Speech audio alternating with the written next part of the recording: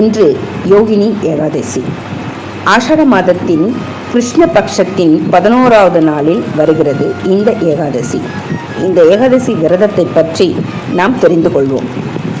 இந்த விரதத்தை கடைபிடிப்பதால் பிரபஞ்சத்தின் பாதுகாவலரான விஷ்ணுவின் ஆசிர்வாதத்தை பெற முடியும். மேலும் இன்று கிருத்திகை வந்துள்ளதால் முருகப்பெருமானின் அருளும் ஆசியும் கிட்டும். எத்தனையோ ஏகாதசிகள் வருகின்றன. மாதத்தில் 2 என்ற கணக்கில் வருஷத்தில் பல ஏகாதசிகள் வருகிறது.